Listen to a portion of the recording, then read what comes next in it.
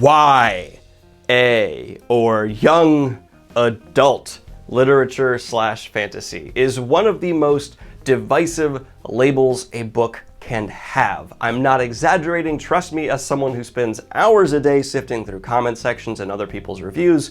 YA sparks either outrage or immense love in a lot of people. Of course, there's a full spectrum. I kind of fall in the middle, most people do, but there are these die-hard groups who claim either YA has no merit whatsoever and it's just a crappy subgenre, and there's people over here who only read it. Seriously, they exclusively read YA and they won't read anything outside of it. And in this video, actually the first of two videos, I'm going to cover the history of how YA came to be, specifically with a fantasy lens, and then we're going to move on beyond that to part two, where I discuss the pros and cons of the genre and specifically my problems with it and why I tend to enjoy reading it. But before we get into that subjective matter, we're going to back out a little bit and talk about the objective history of YA, because there are so many misconceptions around YA and how it came to be. So after a lot of research, a lot of ignoring articles that clearly didn't do their own research and finding ones that did, here is my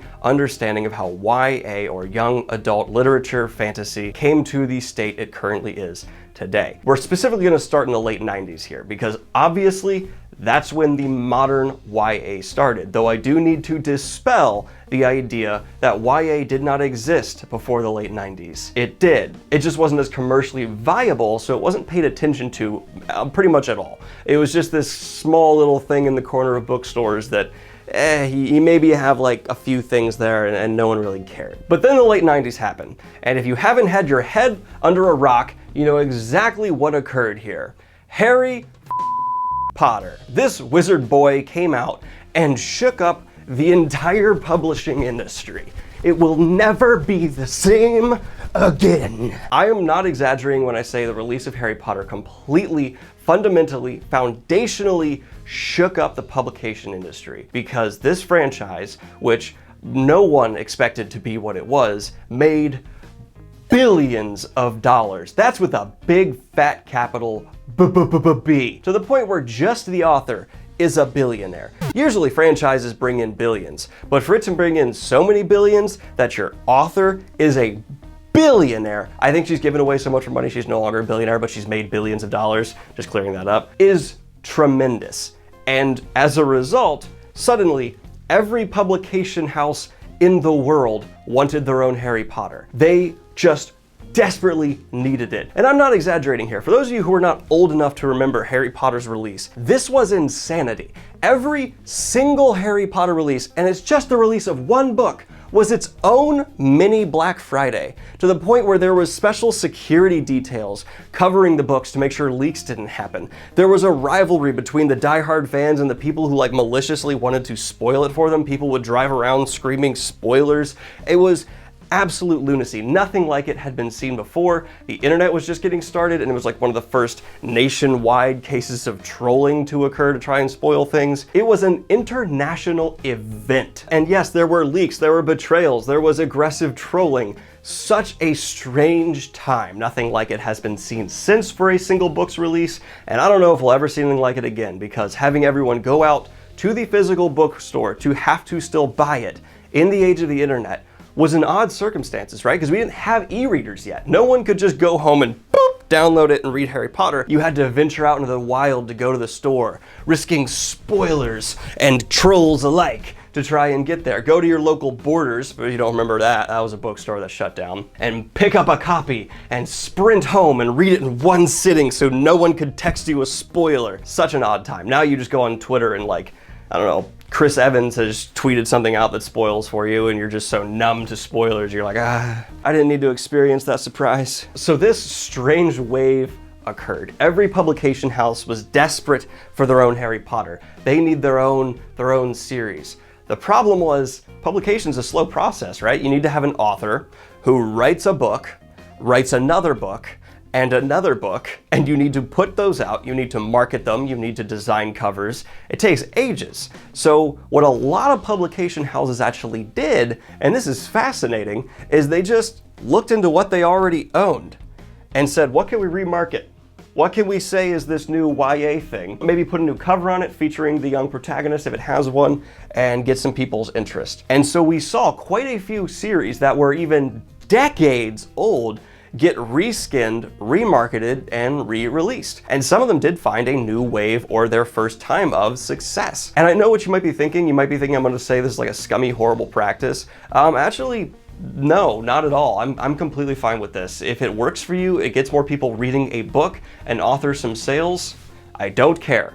Go right ahead. Go do what you need to do and get on that shelf next to Harry Potter. Sell that book, make that money. I got no issue with that in any way, shape, or form. In fact, I was in the perfect age range for that to appeal to me. I was born in '94, so right around the time this really started occurring, I was the ideal age marketing demographic for these publication houses. And I don't know if I would have picked up a couple of the series which are now marketed as YA that helped get me into reading if they hadn't been marketed to me in this way. So, hey, thanks for getting me more into reading. Your marketing worked, appreciate it.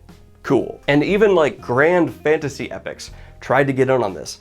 I'm not kidding when I say this, this is true. Wheel of Time had its YA attempt. It failed from what I can tell, but they tried. And that's not a trend that's died out. A lot of fantasy series, which you wouldn't first think of that, still to this day will try and reskin, recover, feature a strong female protagonist, and put on the shelf and saying, look, this is YA, we always meant it this way, pick it up please, it's the new Harry Potter, you're gonna love it. We've even seen this with Mistborn. This is the YA cover of Mistborn, and it's the way they're trying to appeal to that audience. And I know what you're thinking, if you might not be in the YA circles. Isn't Mistborn a bit too adult for kids? And that's an interesting trend we're gonna discuss now, because you would be right a little bit ago. YA actually was much more child-oriented when it first became super successful. Things followed the Harry Potter age limit, which is like a hard, I don't know, like PG. I don't think it really transcends beyond that until like the very end, and even then it's debatable. But we had things that were like Percy Jackson and Aragon. Like that was as vile and vicious as it was gonna get. Never really gets to that hardcore drug use, sexual themes times. But that all changed in like 2010 to 2015. That is when YA became really YA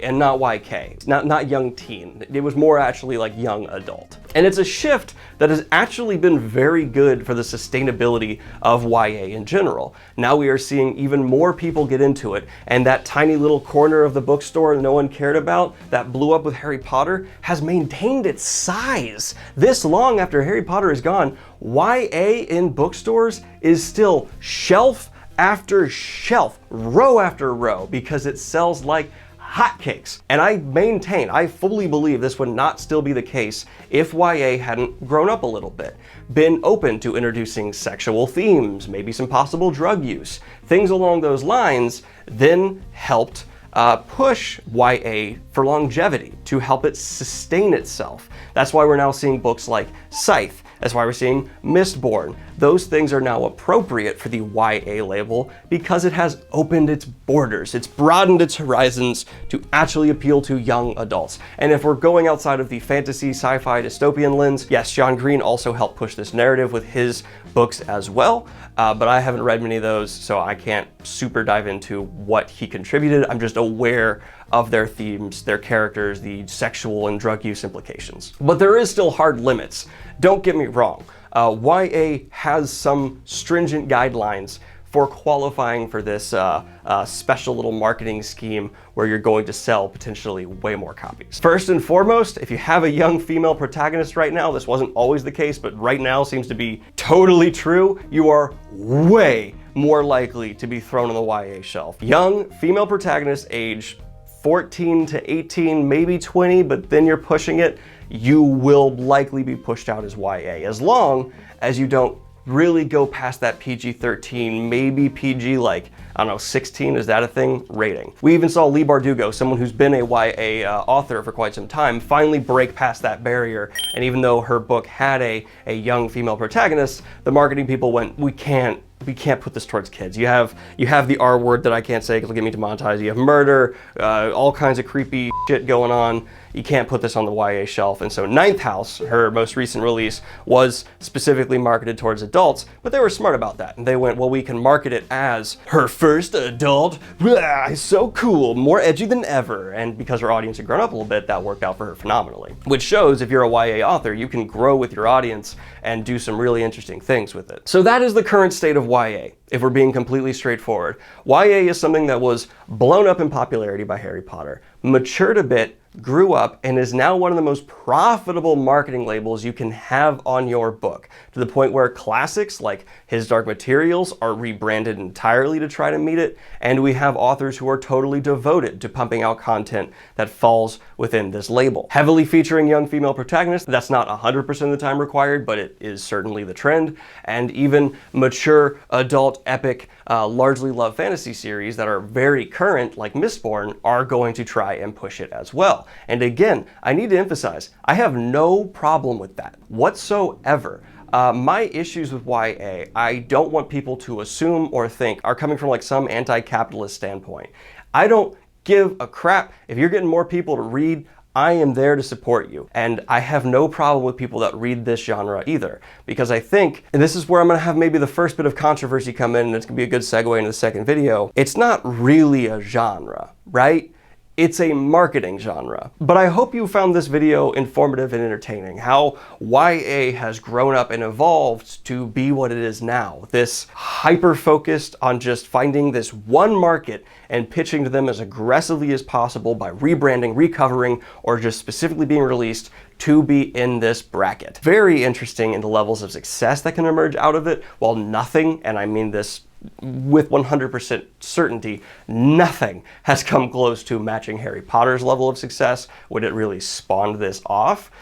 It's still very commercially viable, and I have no problem with publication houses, authors, readers being devoted to it. But if you're interested in seeing my part 2, where I dive into my personal take on this subgenre that seems to span all genres, I mean, we have YA, sci-fi, fantasy, fiction, like anything. There are things that fall in here that are just across the board, any genre, but I'm going to, of course, be approaching it from the fantasy lens.